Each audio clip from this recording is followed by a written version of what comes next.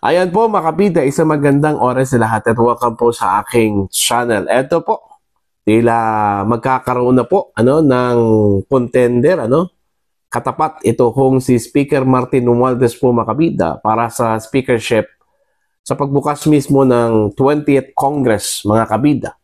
Matapos pong nag-float ito kung pangalan po ni Cebu 5th District Congressman Duke Prasco mga kapita, na siyang kakalaban po kay Speaker Romualdez para sa speakership. Eto, babasahin ko po ito kong balita mula sa The Manila Bulletin.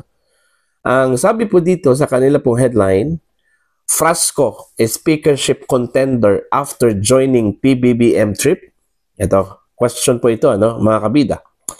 Cebu 5th District Representative Vincent Frasco is positioning himself as a contender for the House speakership in the upcoming 20th Congress on the basis of his supposed strong support or rapport with President Marcos. Frasco, a deputy speaker in the just concluded 19th Congress, made this claim in a statement Sunday, June 22, wherein he highlighted himself accompanying President Marcos at the World Expo 2025 in Osaka, Japan.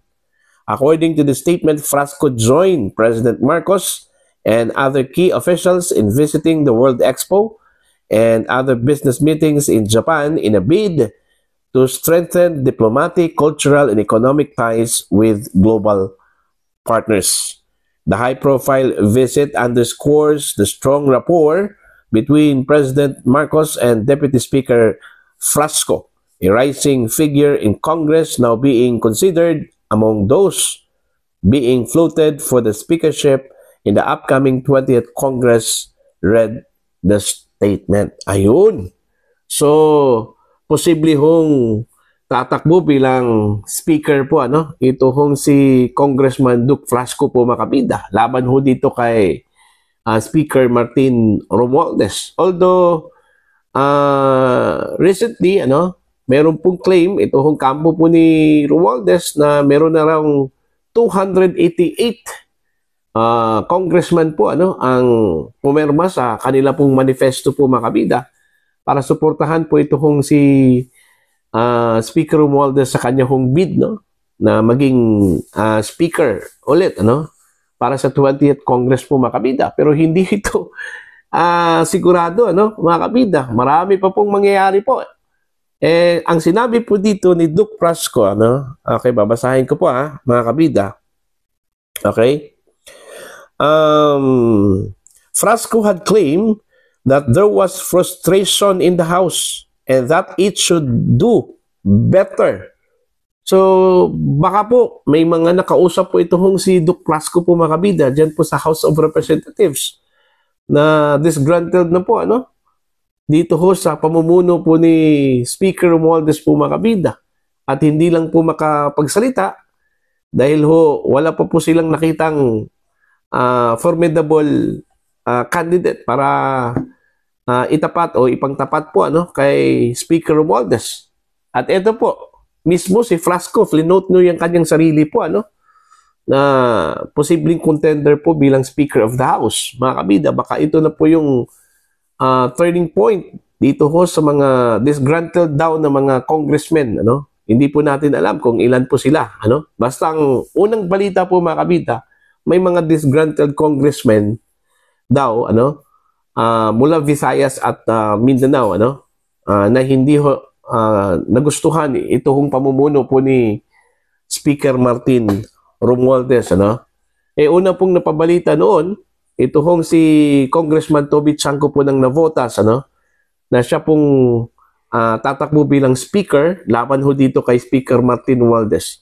Now, ito hong self-proclaim, ni Duke Frasco po mga kabida, na magiging contender po, sa pagiging speaker, since kalyado at strong ally po ito ni President Marcos at nakuha pa pong sumama po sa Pangulo po mga kabida doon po sa Osaka, Japan, Hindi kaya ito indikasyon po ano na hindi na po maganda ito hong relasyon po ni President Marcos at ito hong si Speaker Martin Romualdez po mga kabida?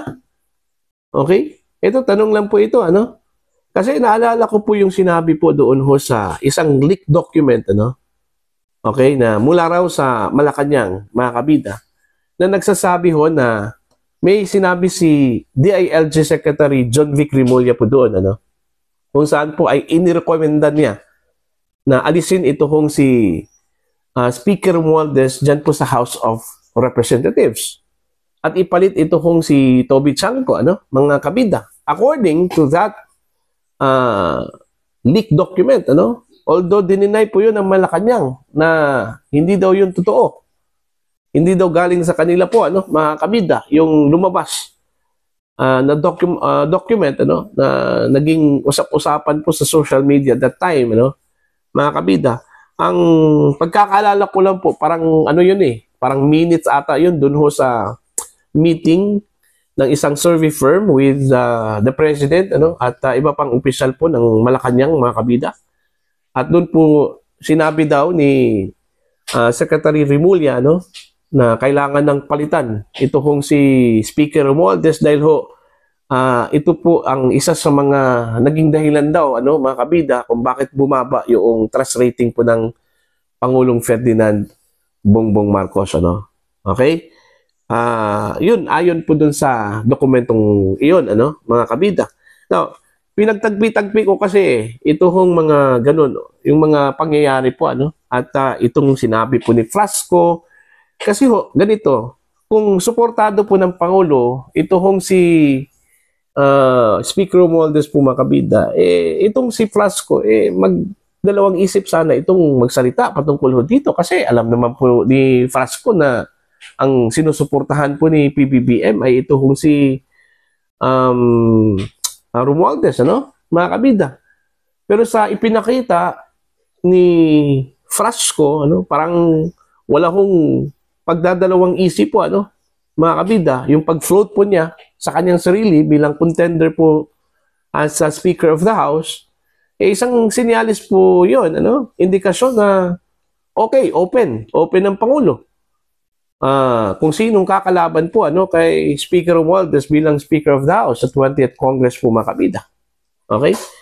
Now, titingnan po natin, ano, malapit na po magbukas ito hong 20th Congress kasi mangyayari po itong rigodon, ano, kung sakali hong meron man pong rigodon, okay?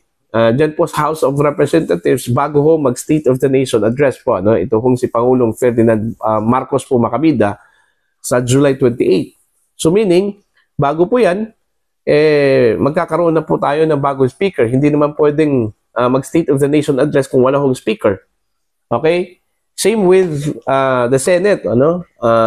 Posibleng magkakaroon po ng bagong Senate President, mga kabida, bago ho mag State of the Nation address ito hong si Pangulong Ferdinand Bongbong Marcos. Kung ito hong si Flasco may balak na tumakbo, ano, baka magkakaroon po ng gapangan na po, ano, mga kabida, kasi gaya ng sinabi ko po, meron na pong sinabi po ito hong si Quezon Congressman JJ Suarez, ano, mga kabida, na as of now meron na po silang 288 congressman, ano, na nag-pledge at pumirma po sa manifesto, ano, mga kabida, para suportahan po ito kung si Speaker Martin Romualdez sa 20th Congress out of 317 po, ano.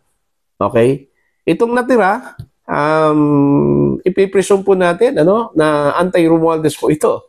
Okay? Malaki din, ano, imagine 317